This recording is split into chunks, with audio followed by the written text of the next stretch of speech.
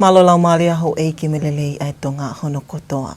Se fia ke utalita lelei ki mautolu ke o mo uniongo melei tio ke o mo afo ke televisione tonga ki he howani.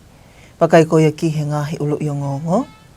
Tō fulafula malanga tamatu i king tupo wono i he awha manatua sentuli iwa o i lotu whakaristiane i Tongani. Whatatolo i e he ofisi whaampastoa seaina i Tongani. Whatahamu kau polisia ngai whamatala whi aki holo i mitia wha sosiale o pehe ne iai whitukta e whakalao o hakakai whine tonga ke nau mali i siaina. Pea holo muia whine muia toko taha mei he whi au i whili mis hoi hoi fua o i mis heilala ta uanoa uaono. E ta iai pe me ngahe talanoa ke he ana iange whatahamu wakai ke whamui taha mei he mala e o estipoti kai uma afo ke whamatala ea. Ta koe wakai rewa enke whaiki ko au sinoli tātu i vai. Ko na pangapanga maali e ta uangeau ai lotu whakaristiane i Tongani, i he tō fulafula malanga ai hau e whanua tamatu i king tupo wono, i he whalaite wike kua o si, ke whamanatua whafunua a ke kātoanga e sentuliua ai lotu whakaristiane i Tongani. Na e te fua e toko lau iafi i he whare lotu whamanatu sentuli, ko i kaunga whamanatua whakataha, e he konfilenise sa Swesiliana ta o taina o Tonga, mo e pule anga o Tonga ai ta uangeau o e lotu. I he tō wholofola malanga tamatu i king tupo wono, na e whakawinga ake kawinga malanga, koe tau kātoanga mo whakawiki ai eiki ko sisu kalaisi, i e sentuliua o i lotu whakaristiane i Tongani.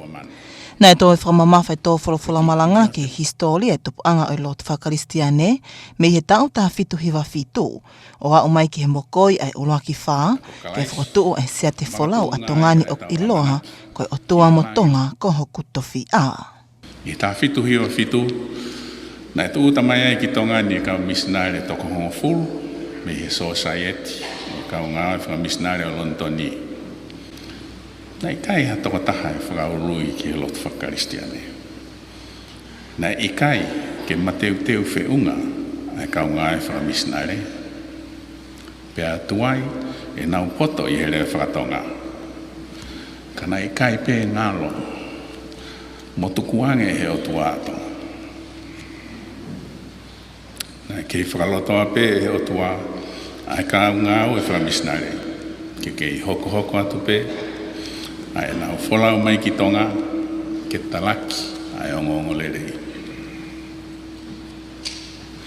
Koe fuafua whakotu e apiako, e ka ngāu e whakamisnare, koe whakotu uia, e o tangata eik whaiwhekau ko Misasione Thomas, John Thomas, o Misasione Hasione, John Hutchinson, i hihifo, i he tahawaru ano. Ko e uhinga lahe, o e ola lerei o e ngahi ngā aue a kau misnare hihifo, o e poto i ngā aue, mo e maheni, e tangata eik whaiwhekau ko Misatana, Nathaniel Turner. Nai tū mai ki Tongani, Misatana, he tau tahawarua fitu. Nai mau ai tau kei mo e maheni koe ni a Misatana, i ene ngāo e ki mua, mo e kau ngauri o Nusila. Nai kamatarewa e Misatana hono ako i Tongatapu ki he kāinga Tonga, pia mo whakatu ai ngahi ako. Nai baptaiso ai tamatu i King Charles tupo uruaki, pia mo e tahine kuini, sālo te lupe pau, he mahina ko a kosi, e tahawaru toltaha. Nai mukoi, e whinangalo o tupo uruaki i he tau tahawaru fitu nima, ke whakahua whae moto e whonua. Ko e otua, mo Tonga, ko Oktofia. Lolo tonga ni nane te uki mo toa e whamamawha ke he kakaitonga ke nau wiki i he eiki, ka uhi koe kakaitonga koe tofi aia e otuana ane whili ke talaki ai o ngongo lelei. Nane te whamamawha i whoke whia mao ke tau nofo o talangofua ke he tūtu uni ai otua, bea e whakanonga a Tongani o tatau mo e kakai Isleli. Ka i he taimi o talangata ai, ko pau ke tau fou i he whaingata alahi, koe uhi kua pania Tongani mi langi. Wiki i he eiki, ko e ui, pia mo e whiri.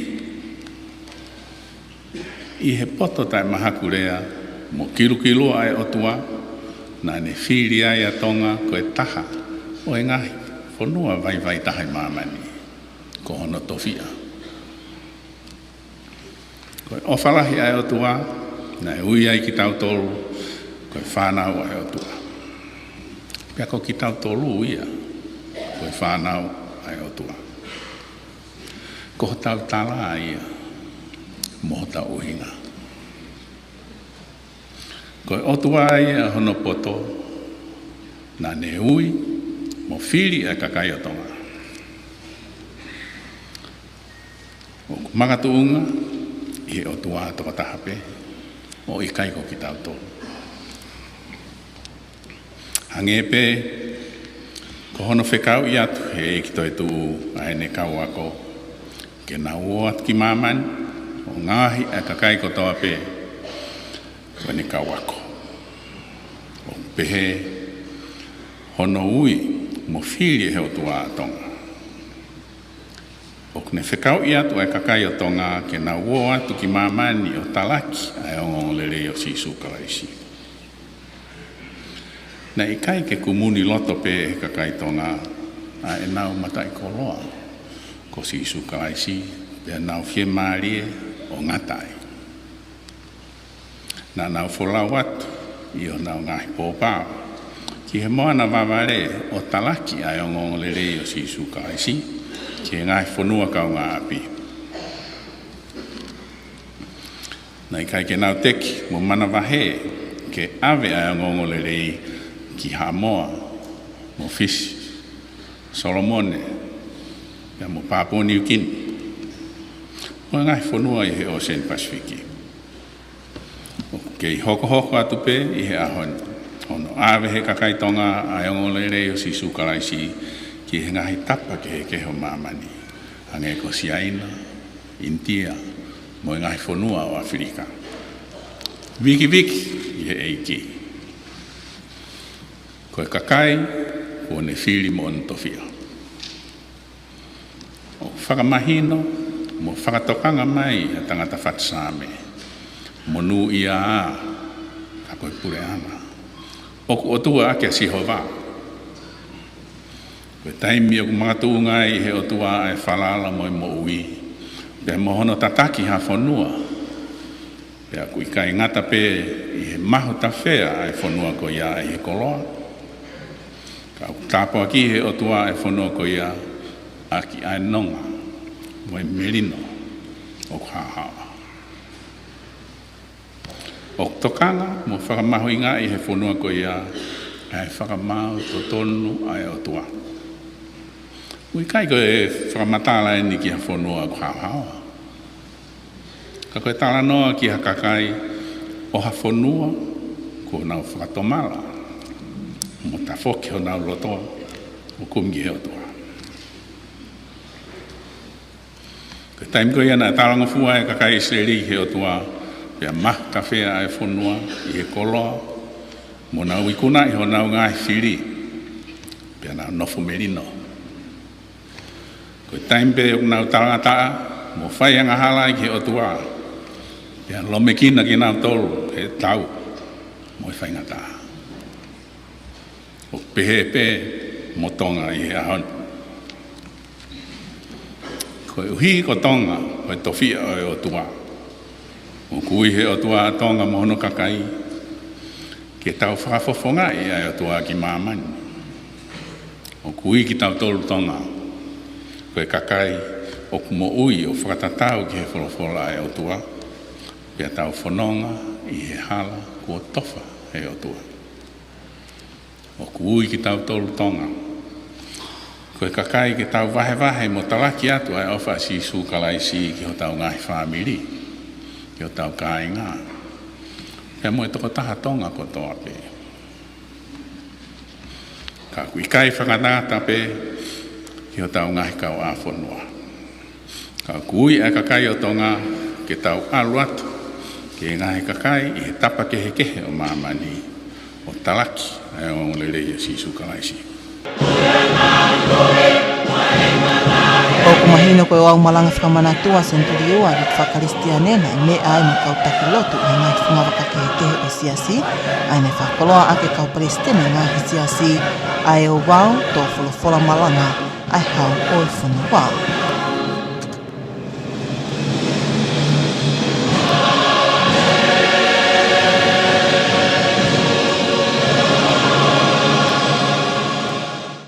Kua whahai wa a pule i whiunga ko ia ai potunga o whiwhakatau ake me langa whakalakalaka wha-ekonomika a te tong whaau ke kolo alolo ke he mahina ko siulai. Ai e kamatanga ake ngai te tong whaau ko ia i he pule lulu o e wikeni. O mahino ko i toki holo eni ai kolo alolo talo me whepuele ta uni makatuunga me he wheta aki i he vao Amerika pia mo Iran. Ko e holo ko ini makatuunga me he kamata ke whangalokoloko ngai tūtu undi whataptapu ia Iran ke halanga waka ko Strait of Hormuz. E te tong whaau o holo ake pensini ake senite hongo fulu, aia e paanga e wha senite nima ki he lita. Holo ke kalasini ake senite hiva noa, aia e paanga e tolu senite whanoa ki he lita. Pea koe tīsolo e holo ake senite mau nima aia e paanga ia e wha senite wanoa ki he lita. O kumahino koe totong whamawete pe eni ki Tongatapu ni, ka iai pe me ngahi totongi i ngahi tūkui moto i toke lau. Kai kehi e whatahama kehe kau whaiongōngō mo eiki palemia i he wike ko osi, na e whakahae no pere whanua o keilan mata pe a tongani i he tuunga iai ai lolo, maka tuunga me he mahino mai ngahi wakalolo ke tuuta mai ki tongani i he mahina katuu, mo e konga i he mahina ko au kosi.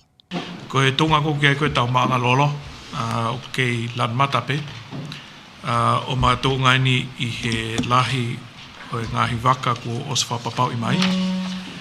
Aia koe aho wanima koe ni o sune, os whapapau ki e waka heni pe whoki he aho ulwaki o siulai, ko whapapau waka ki aho wha siulai, mo aho waono siulai, aho taha nima siulai, pe mo aho taha wha, aho taha fitu ka taki o a kosi. Kone anga tukoni ki he toenga koe o ngai mahina, o ku iai u waka palani ka tike ki whapapau. Ke ahawa fito siulai, aho tolo Septemba, ahawa wha Septemba, pehe whoki ke aho fulu koe o a kosi. Aho nima Septemba, aho taha fito Septemba, o whaiat ki o katopa Novemba, pa mo Disemba, lotonga iai u waka palani ke tūta mai ka tike whapapau. Ka koe u waka koe ko os whapapau i ke tūta mai ki Tongani. U waka lolo ki he mahina siulai,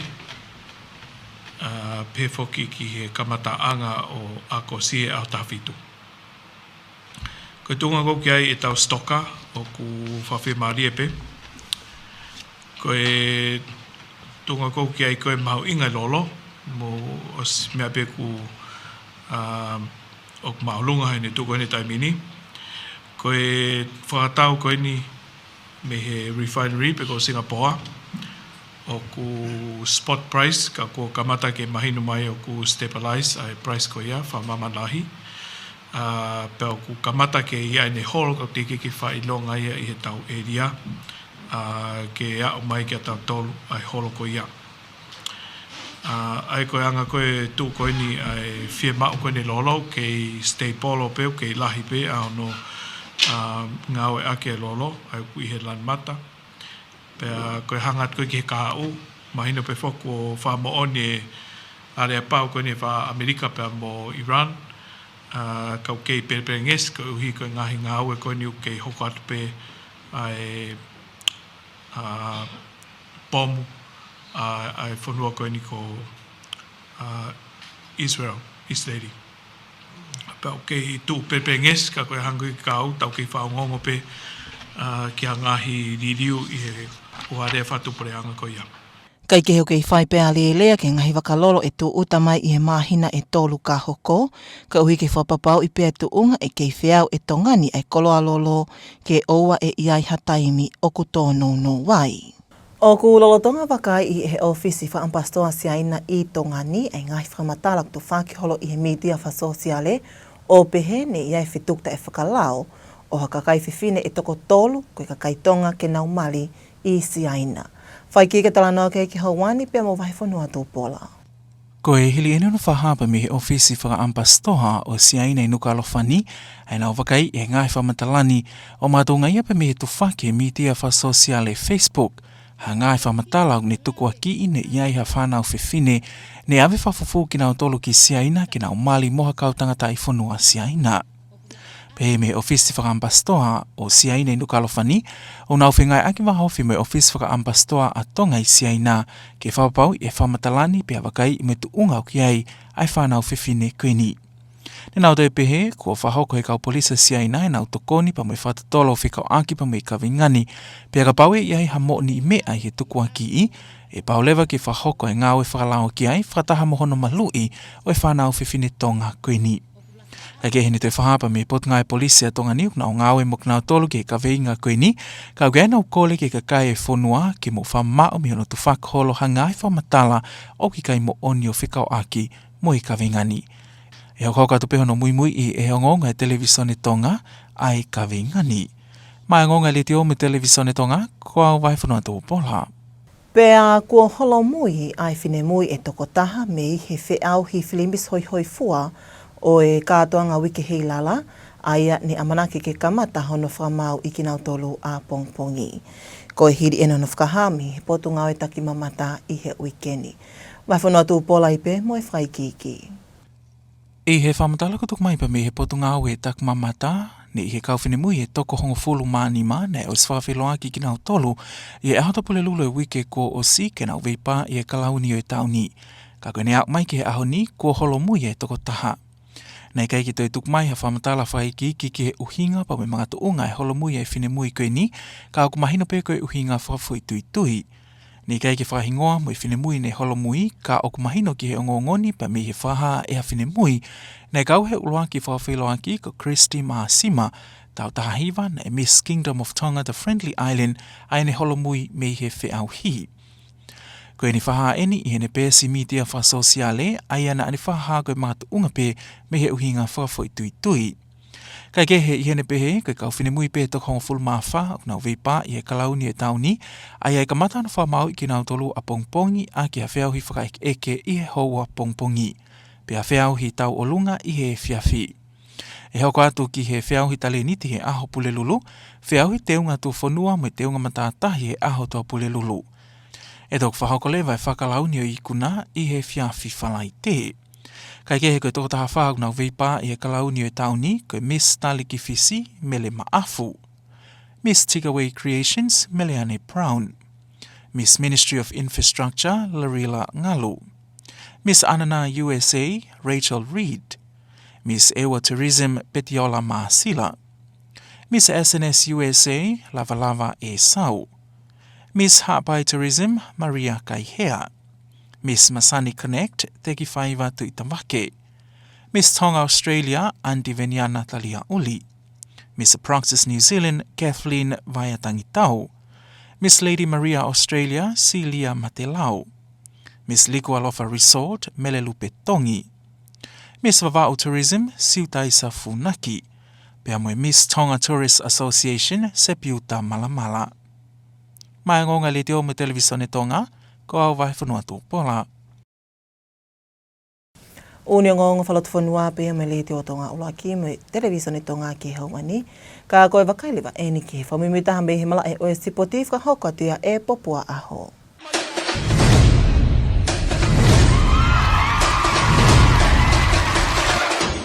I he whetaki ni mai komisoni whamawhora rea Tonga me potunga au e ngahi ngāu e whalotu whanua pe mia. Malawa i ke whamawhola te mala e sipoti me whiau hi Super Rugby Pacific Manoa Uano. Whamalo ke 8 minista me ka whahi sipoti ai potunga aue i whenga e aki ua whakahoko.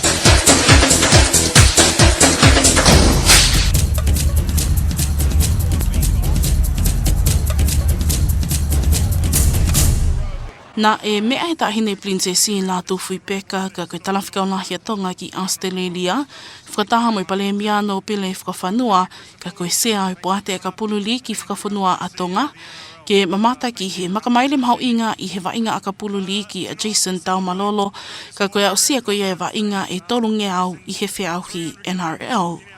Kaya o si ni Jason ay newa inga whikatol ngiau I he whiauhi NRL mo timi ai North Queensland Cowboys. O ne kawai ni I tako si ko to hi hana hingoa I he historia I whiauhini ke nawa o sia ai makamai newa inga lahi peheni. I hea ngongo tuku atu na whakahai he pale miano o pene whakawhanua koe mominiti mahu inga eni, peo koko eni ko mea ke pole pole ai a tau malolo kai pehe foki ki he tonga kotoa I he lava mea koe ni. Nei mea e pale mia o ku whakahaheni ai tale niti o lava ke mau mei tonga, o ne whamalo ia foki ai whiri koe nei whakahoko e tau malolo, ke whakafufunga I a tonga I he whiauhi whakawaha apuli anga, kau hi ko ne hoko ai o whakaloto lahi mo whakai ai eni I he kehe I he sipotini, ke nau whini mo ki nau tonu ke whakafufunga I ho nau whanua tupu anga a tonga.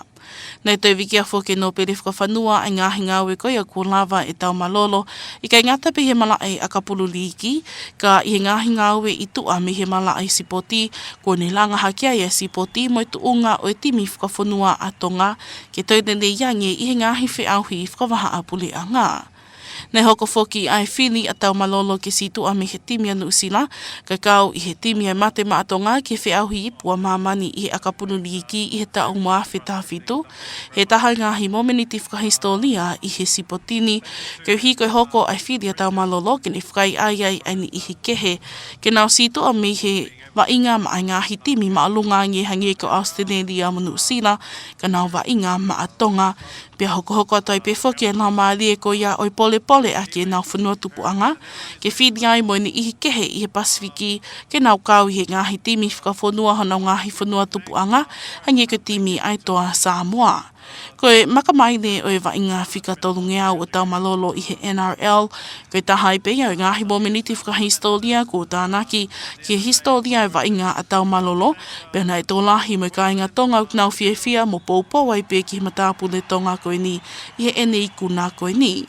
Koe wainga o e aho tokonaki nei whitaulaki ai North Queensland Cowboys mo timi ai Penrith Panthers, pēna I kuna ai Cowboys a ke kai koe wāno ki he tahawa ai Panthers.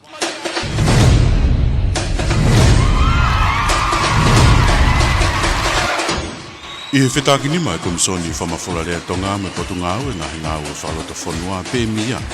Malawa I ke whamawhora te mala e sipoti me whiauhi Super Rugby Pacific wanoa ua no. Whamalo ke 8 minista me tawai sipoti ai potunga aue I whenga e aki ua whakahoko.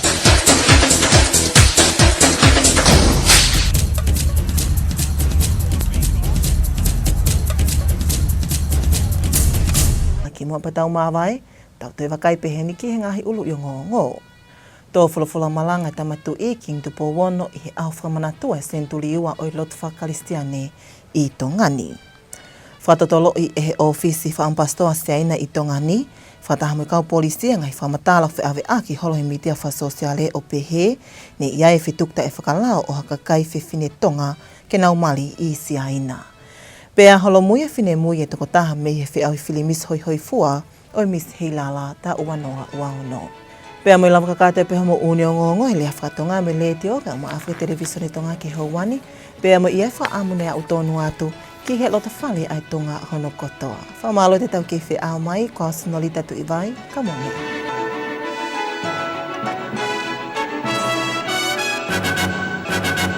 Good evening and welcome to your English news with Television Tonga for the hour. Leading our headlines, fuel prices to decrease for July. One contestant withdraws from the Miss Heilala pageant, and the Chinese embassy and Tonga police investigates allegations of human trafficking of Tongan women for marriage in China. We'll have these and more stories coming up later on in this bulletin, as well as the latest from the sports scene and the latest weather update. Now for the news in detail, I'm Vahifunuato Paula. The 200th anniversary of the arrival of Christianity in Tonga was commemorated in a special way through a sermon delivered by His Majesty King Tupou VI on Friday last week as part of the national celebrations marking 2 centuries of the Christian faith in the kingdom. Thousands of people gathered at the Bicentenary Memorial Church for the joint commemorative service organized by the Free Western Church of Tonga Conference together with the Government of Tonga to celebrate the 200th anniversary of Christianity in Tonga. In his sermon, His Majesty King Tupoto VI based his message on the theme, "Let us celebrate and praise the Lord Jesus Christ" on the bicentenary of Christianity in Tonga. The King emphasized the history of Christianity in Tonga, beginning with the arrival of Christianity in 1797 and tracing its development through to the reign of the first monarch who established Tonga national motto, "God and Tonga are my inheritance." During his message, His Majesty also urged the people of Tonga to continually praise the Lord because the Tongan people are God's chosen inheritance, called to proclaim the good news. He further stressed the importance of living in obedience to God's commandments, saying that if the people remain faithful, Tonga will enjoy peace just as the people of Israel did. However, whenever the nation turns away from God and disobeys His will, it will endure great hardship because Tonga's blessing from heaven are withdrawn. The bicentenary commemorative service was attended by His Majesty alongside with church leaders from various Christian denominations in Tonga.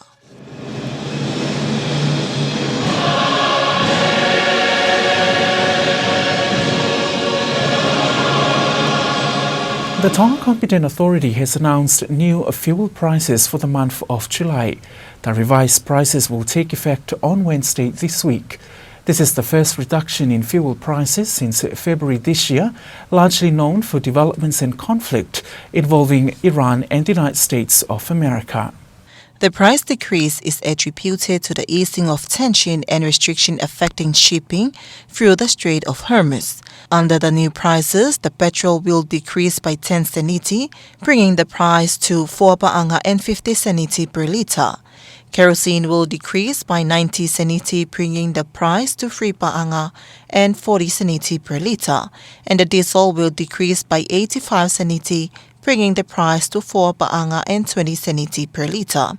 These are the retail prices only for Tongatapu. Separate prices also apply in the outer island groups. During a press conference with the Prime Minister last week, Lord Fafanua said that Tonga fuel supply situation remains in green level because the next fuel shipments are expected to arrive until late July and into August. However, discussions are continuing regarding fuel shipments scheduled over the next 3 months to ensure Tonga maintains an adequate fuel supply and avoid any shortage. The Chinese embassy in Tonga is investigating claims circulating on social media alleging that Tongan women have been illegally taken to China for marriage. I'll tell you more on the detail. In a statement issued in Nuku'alofa, the Chinese embassy says the investigation follows allegations shared on Facebook claiming that several Tongan girls were secretly transported to China to marry Chinese nationals. The embassy says it is working closely with the Tongan embassy in China to verify the allegations and determine the welfare and whereabouts of the women reportedly involved. The Chinese embassy also confirms that Chinese police have joined the investigation. It says that if the allegations are found to be true, legal actions will be taken in accordance with Chinese law while ensuring the protection and safety of the Tongan women in China. Meanwhile, Tonga Police says they are working alongside the Chinese authorities on the matter. However, they are urging members of the public to refrain from sharing unverified or false information relating to the case on social media. This is a developing story, and further updates will be provided as more information becomes available. And one contestant has withdrawn from the Miss Halala pageant just a day ahead of the judging events. Here's more on that story. 15 contestants were introduced to the public last Thursday, but that number has now been reduced to 14 following the withdrawal of one contestant. No further details were provided except the decision was made for personal reasons. Although the organizers did not identify the contestant, a post on social media by a 19-year-old Christy Masima, Miss Kingdom of Tonga, the Friendly Island, confirmed that she has withdrawn from the competition for personal reasons. The remaining 14 contestants will begin their judging events tomorrow, with interviews in the morning, followed by the Tau'alunga competition in the evening. The talent competition will be held on Wednesday, with the traditional attire and sarong categories on Thursday. The winner of the 2026 Miss Halala pageant will then be crowned on Friday.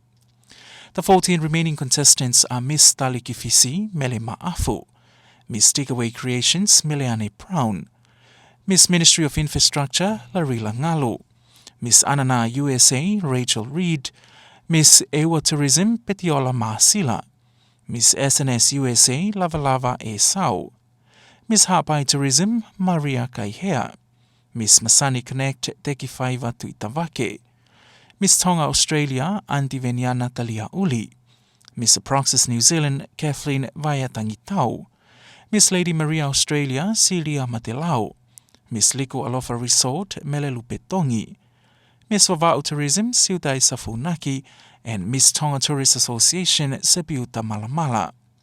Meanwhile, the contestants today took part in a special program in Hihifo marking the 200th anniversary of the arrival of Christianity in Tonga in 1826. That's it from the local scene. Sports news is up next after this break with Pupua'aho. Stay tuned.